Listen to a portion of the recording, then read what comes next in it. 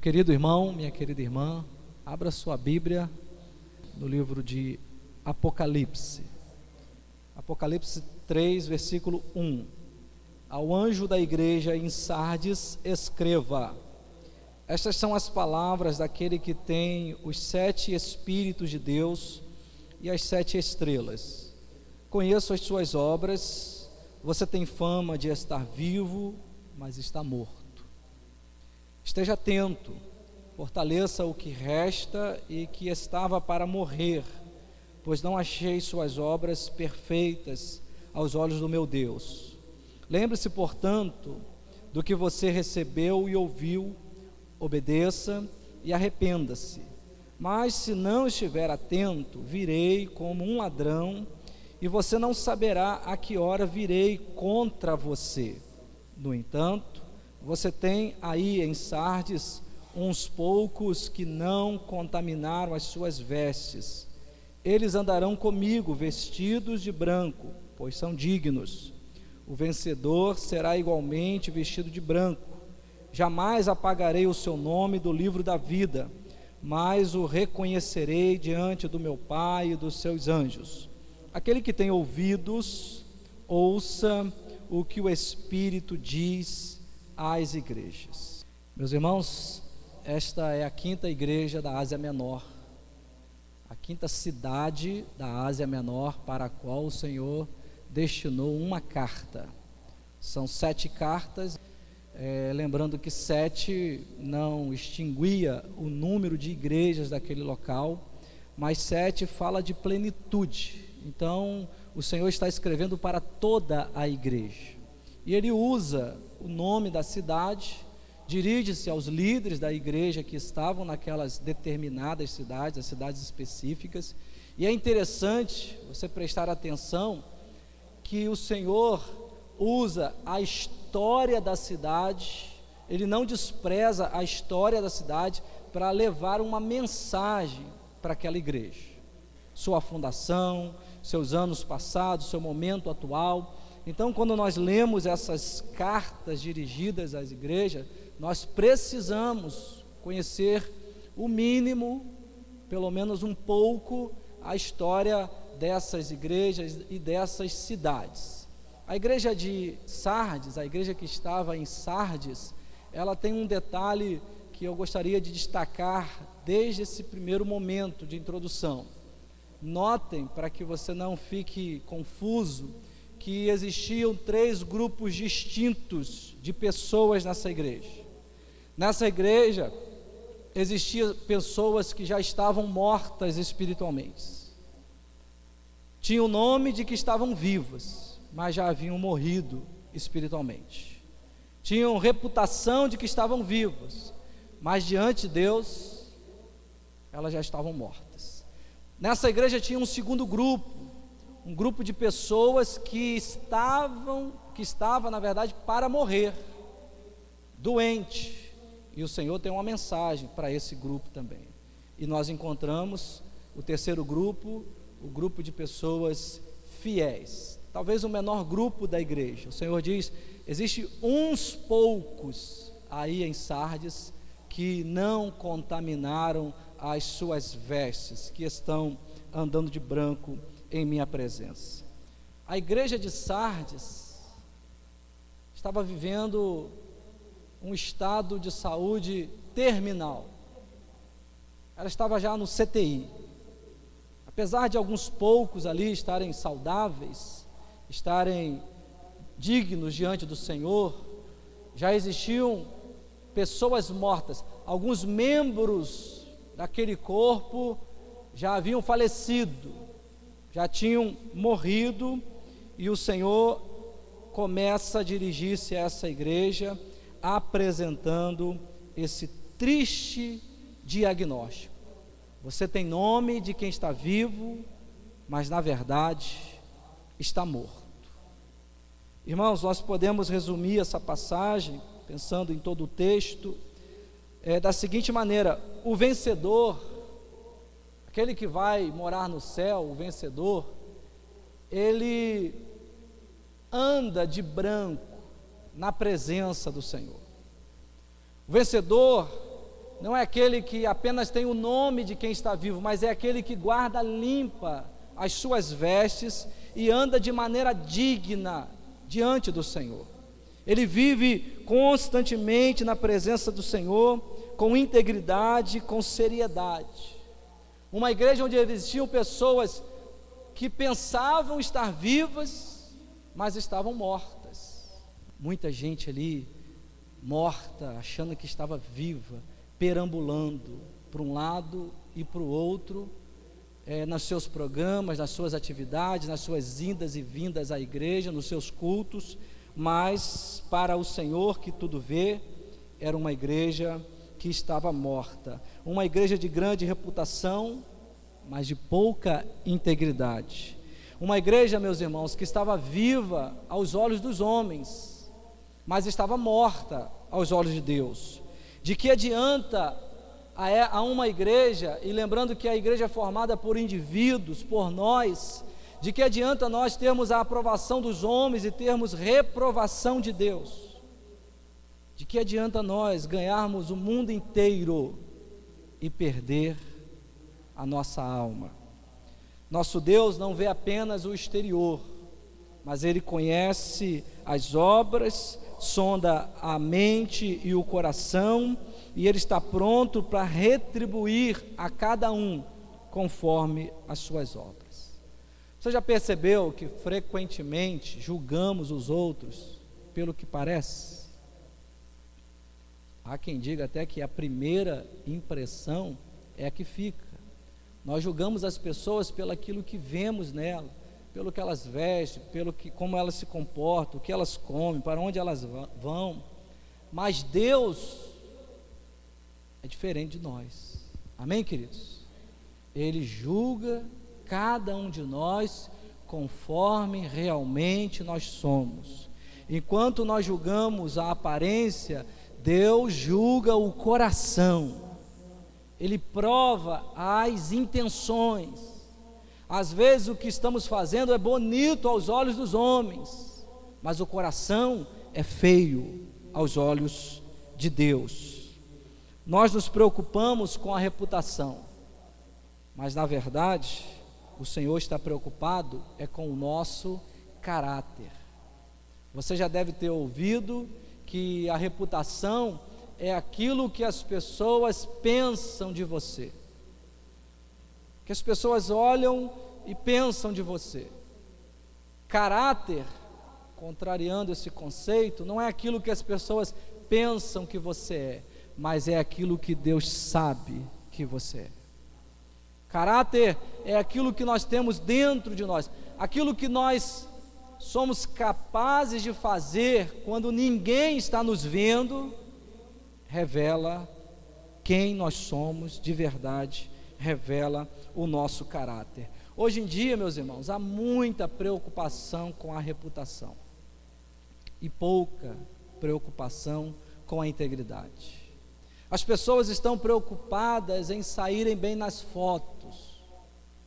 As pessoas estão preocupadas em construir uma imagem bonita no seu Facebook, na sua rede social, mas não estão se preocupando tanto com o seu interior. Nós precisamos cuidar mais daquilo que está dentro de nós, porque, como dizem por aí de maneira acertada também, quem se preocupa com o caráter não tem que se preocupar com a reputação. Se a nossa consciência estiver limpa diante de Deus, não importa o que dizem de nós. Na verdade, o cristão, ele vai lavar a sua consciência, ele vai lavar as suas vestes, e ainda assim ele será perseguido, caluniado, mal falado. Mas a palavra de Deus diz: procura apresentar-te a Deus aprovado, como obreiro que não tem do que se envergonhar e que maneja bem a palavra da verdade. Nós precisamos, irmãos, aprender com essa igreja que o nosso caráter é mais importante do que a nossa reputação. Precisamos limpar o nosso interior antes de nos preocuparmos com a limpeza exterior. Quando Jesus confrontou e condenou os religiosos hipócritas do seu tempo, ele comparou esses religiosos a sepulcros caiados. Imagine hoje, que nós conhecemos sepulcros de mármore, sepulcros que por fora estão bonitos, são de pedras bem moldadas, bem polidas, lindos, mas por dentro está cheio de podridão. Assim é aquele que está preocupado demais com o seu exterior, com a sua aparência, mas não está cuidando do seu espírito, não está cuidando do seu coração, não está olhando para dentro de si mesmo, para se autoexaminar e deixar o Senhor transformar a sua vida de dentro para fora. Uma igreja viva aos olhos dos homens, mas morta aos olhos de Deus. E o Senhor diz: olha, se você não cuidar da sua enfermidade, eu virei contra você como um ladrão. E a história vai dizer que essa cidade, a cidade de Sardes, é uma cidade antiga, de um antigo reino, o reino dos Lídios, ou o reino da Lídia. Essa é uma cidade cunhada nos altos dos montes, uma cidade que se considerava uma fortaleza impenetrável. A cidade de Sardes tinha muralhas que a cercava e montanhas, uma cidade tão alta que o ponto mais alto da cidade alcançava 500 metros acima dos montes e se destacava. Uma cidade que no passado fora opulenta, rica, próspera. O ribeiro que cortava a cidade era fonte de ouro, pedras preciosas, prata. E a cidade, que estava num caminho de comércio, foi um dos primeiros povos antigos a fabricar moedas, a cunhar moedas. Talvez tenha sido o povo pioneiro na arte de fazer moedas. Mas diz a história que no ano 546 a.C., ainda quando era do reino dos Lídios, essa cidade foi atacada por Ciro o Grande, o general, o rei dos persas. E num ataque àquela cidade que se considerava impenetrável, a cidade que estava confiante que a sua fortaleza não poderia ser ultrapassada, dizem que as tropas de Ciro estavam vigiando a cidade quando viram um soldado descer as montanhas por um outro caminho, e eles marcaram aquele caminho e durante a noite percorreram o caminho entre as montanhas e pegaram aquela cidade de surpresa, matando os seus habitantes, dominando o seu povo. Posteriormente, essa cidade foi tomada pelo rei Seleuco e depois ela caiu na mão de Roma. E agora, quando o Senhor está escrevendo a igreja em Sardes, quem está governando essa cidade é Roma. Mas o passado glorioso de Sardes, dessa cidade, também lembrava a eles, de maneira muito vívida, o que era ser atacada por seus inimigos como ladrão que chega à noite sem avisar, como ladrão que chega de repente e pega de surpresa. Então, quando o Senhor diz a esses irmãos que viria como ladrão, eles sabiam bem o que o Senhor estava dizendo.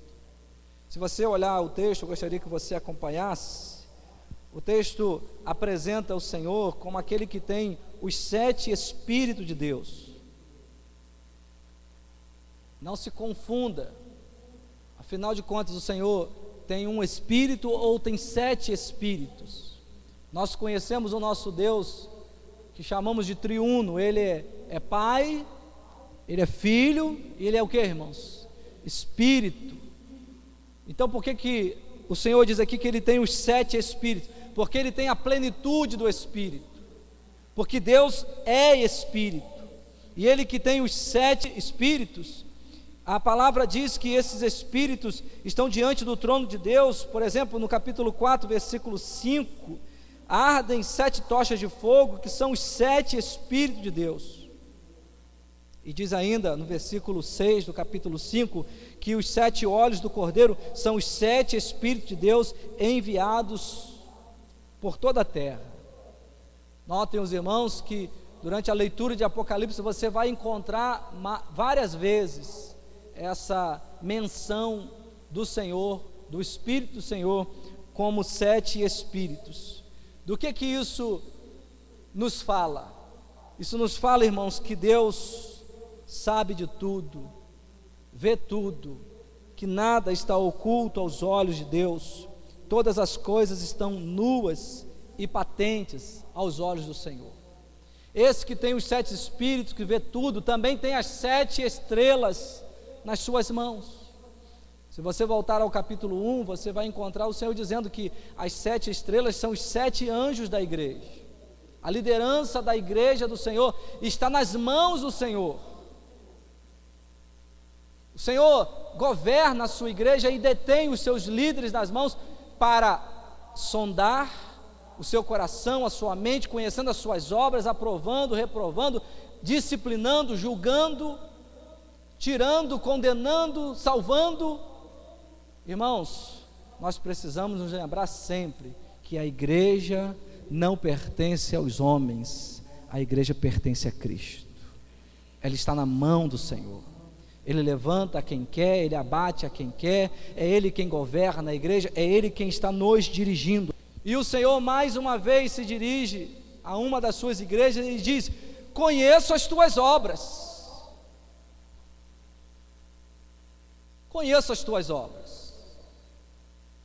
Às vezes nós conseguimos, irmãos, nos passar por uma coisa que não somos, aos olhos dos irmãos, aos olhos da cidade, aos olhos até mesmo dos familiares. Deus conhece as nossas obras durante a semana, Deus conhece aquilo que estamos fazendo. Como em outras cartas, o Senhor está ali passeando no meio dos candelabros que é a igreja, segurando as estrelas nas suas mãos, conhecendo, vendo, investigando, sondando, e o Senhor apresenta aqui, irmãos, um verdadeiro raio-x da sua igreja. E é assim que Deus está olhando para você nessa noite. Mais do que sua roupa, seu sorriso, o Senhor está vendo o seu coração, e o Senhor quer que você saia daqui nessa noite com essa mensagem guardada. Ele conhece suas obras, Ele conhece suas obras. E o Senhor disse para essa igreja: você tem nome de que vive, mas está morta. Você está morta. Imagine o que é uma igreja que para os homens está viva. Provavelmente essa igreja tinha muitas pessoas entrando e saindo. Então eu fico pensando que uma igreja que tem nome de que vive, uma igreja bem frequentada, uma igreja que tem um culto com muita musicalidade, com muita euforia talvez, com pessoas envolvidas em programas, em ministérios, trabalhando, servindo, uma igreja que era importante para a cidade, conhecida na cidade, as pessoas conheciam essa igreja, falavam dessa igreja, e para os homens essa igreja estava viva. Mas a primeira coisa que o Senhor diz a essa igreja é: você tem um nome de que está viva, mas você está morta. Você já pensou, irmãos, o que é ouvir isso de Deus? O que é ouvir isso do próprio Senhor, que conhece a igreja? Foi o pastor daquela igreja, o Senhor, o sumo pastor, quem disse: você está morta. Então o primeiro grupo para o qual o Senhor se dirige era o grupo que tinha boa fama. A boa fama, irmãos, não ocultou a verdadeira natureza daquela igreja. Ela estava morta. Que perigo, irmãos, é para uma igreja e para um crente, quando ele acha que tudo está bem, quando os homens só falam bem da igreja e do crente, quando não há dor, quando não há perseguição, quando não há problema, quando não há tribulação, quando não há tempestade, quando as pessoas estão batendo nas costas umas das outras e dizendo paz, paz, quando não há paz. Que perigo, irmãos! Nós precisamos lembrar todos os dias que nós estamos em guerra com o diabo, nós estamos em guerra com este mundo e nós estamos em guerra com a nossa própria natureza.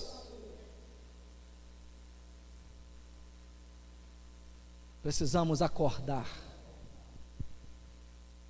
Precisamos acordar.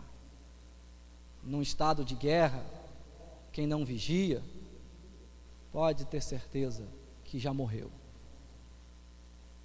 Quem não vigiar, pode ter certeza que já morreu.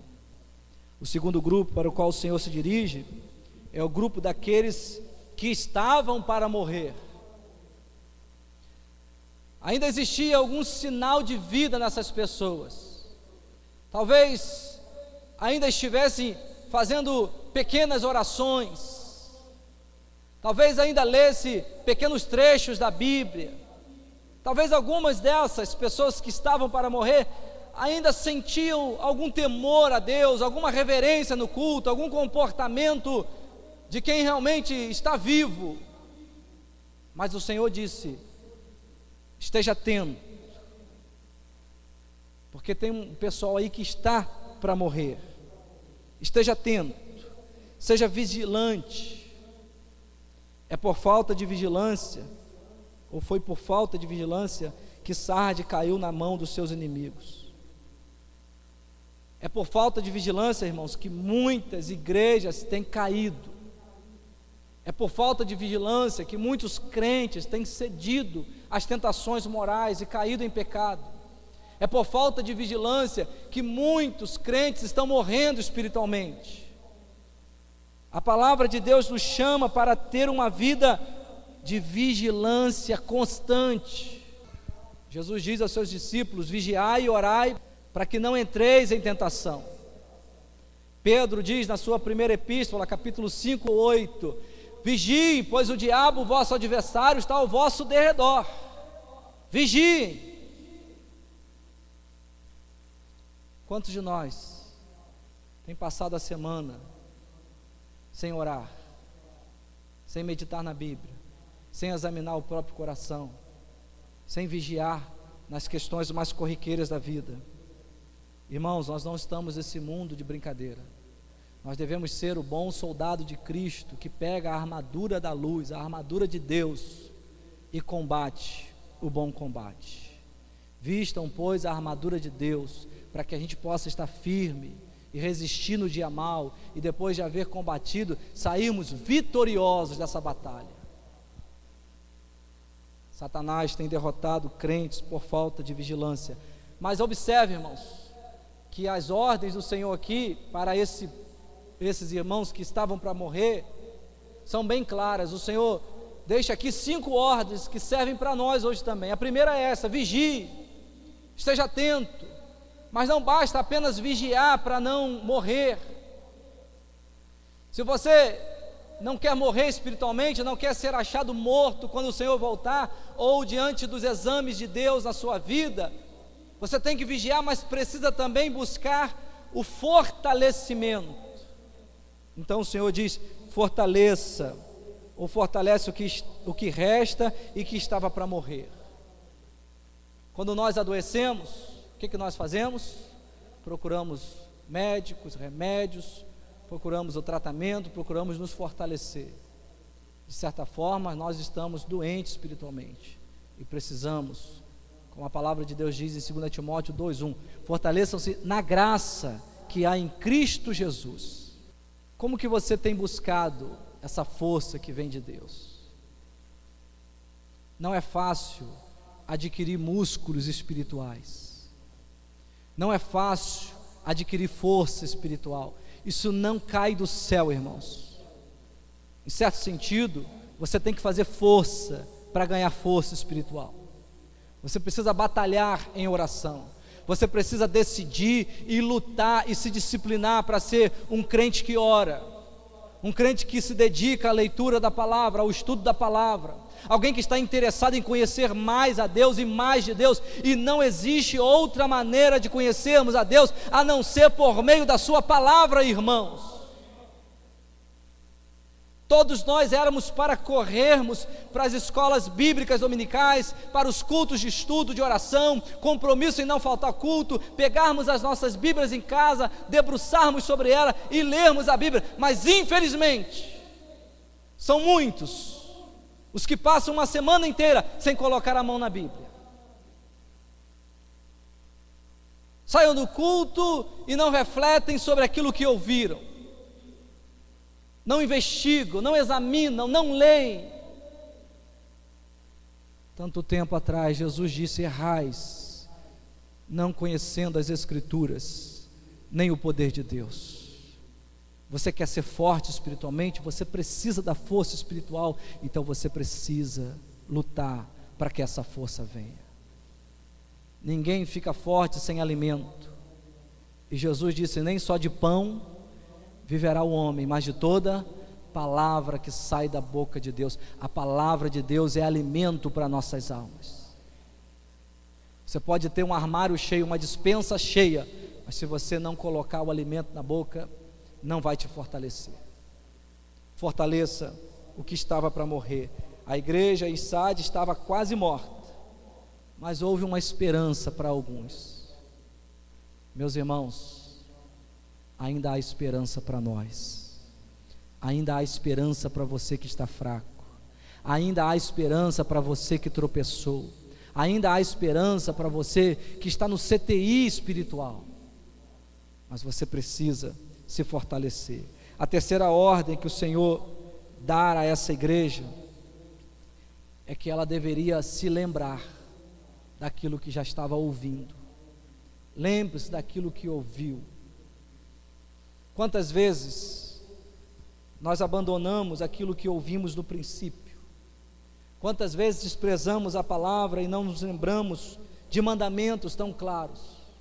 Irmãos, olha só, é de forma proposital que Jesus deu uma ordem para nós nos reunirmos e lembrarmos o sacrifício de Cristo na ceia.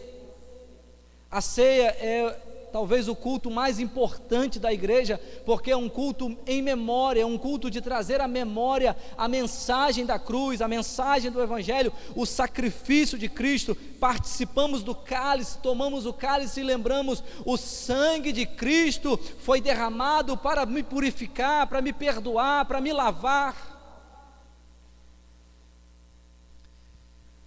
Meu irmão, se você tem desprezado a ceia do Senhor, peça perdão a Ele nessa noite, aqui e agora, e faça votos de não desprezar esse culto tão importante, que nos faz lembrar aquilo que recebemos. O Senhor morreu pelos nossos pecados, e o Senhor ressuscitou ao terceiro dia. Sua morte fala do nosso perdão, sua ressurreição fala da esperança de uma nova vida que nos aguarda nos novos céus e nova terra. A quinta ordem que o Senhor diz é: obedeça. Obedeça.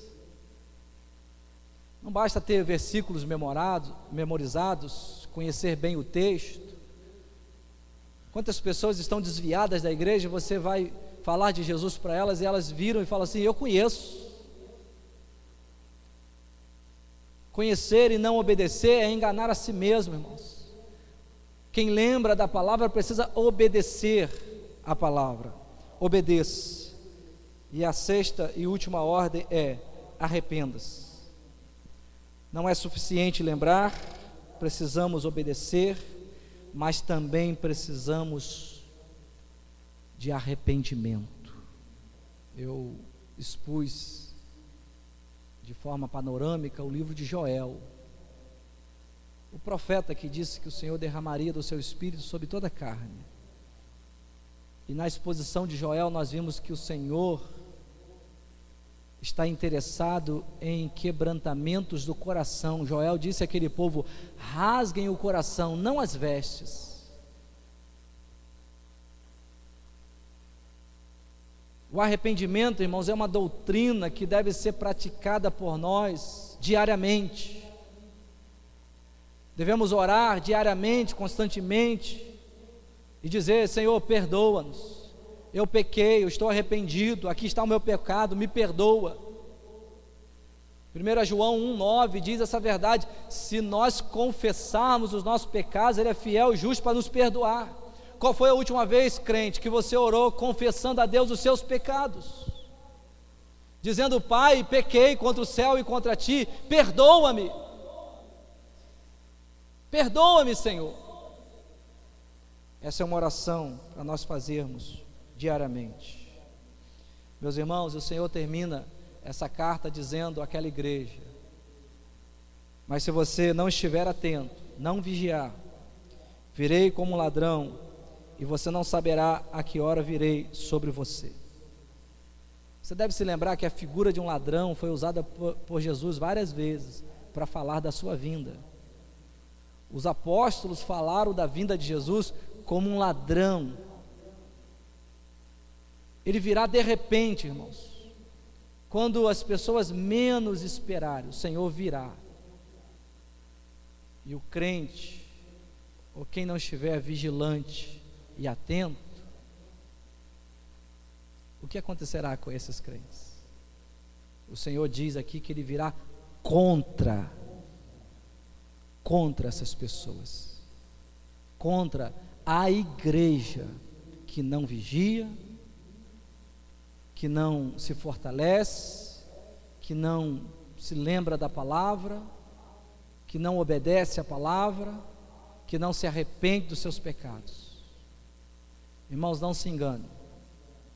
O dia do Senhor será um dia de dor e sofrimento para a maioria das pessoas.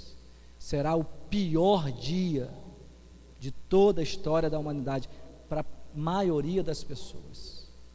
O dia do Senhor será um dia de terror, porque muitos serão pegos de surpresa. Mas o texto fala de 3 grupos. E naquela igreja de pessoas mortas, de pessoas em estado terminal, que estavam para morrer, também existiam pessoas fiéis ao Senhor. Penso eu que essa é a realidade de toda a igreja. A igreja brasileira tem pessoas que já morreram, tem pessoas que estão quase morrendo, mas também tem os poucos que não se curvaram a Baal, que o Senhor preserva vivo, digno na sua presença. E o Senhor diz que essas pessoas não contaminaram as suas vestes. As vestes aqui no livro de Apocalipse falam de obras. Então algumas pessoas ali estavam trabalhando de maneira fiel para o Senhor. Trabalhavam com as mãos, mas também trabalhavam com o coração. Adoravam a Deus em espírito e em verdade. Não se preocupe. Não se preocupe, ainda que tenham pessoas moribundas ao seu lado, ou até mesmo mortas espiritualmente. Seja fiel. Mantenha suas vestes limpas. E o Senhor faz promessas a essa igreja. Aqueles que são dignos, que não contaminaram as suas vestes, andarão de branco diante do Senhor. E o Senhor diz mais: eles são dignos, receberão vestes brancas, andarão de branco, e jamais o seu nome será apagado do livro da vida. Vocês sabem, meus irmãos, que aqueles que não forem encontrados, inscritos no livro da vida, não herdarão o reino dos céus. Então, para que o seu nome esteja escrito lá, para que você tenha certeza que o seu nome está escrito lá, o que você precisa fazer, igreja? Você precisa andar de branco. na presença do Senhor, limpo, puro de coração. Você que tem trabalhado para o Senhor, suas obras precisam ser feitas de coração. Você que não está trabalhando, cuidado. Talvez a sua apatia espiritual, a sua negligência aos cultos, no envolvimento ministerial, talvez, irmãos, escutem, seja o sinal de que você já morreu. Pastor, não diga isso. Irmãos, a palavra de Deus diz que a fé sem obras já morreu. O que o Senhor pode dizer de você nessa noite? Você está vivo ou você já morreu? Você está doente espiritualmente ou você tem andado de branco na presença do Senhor?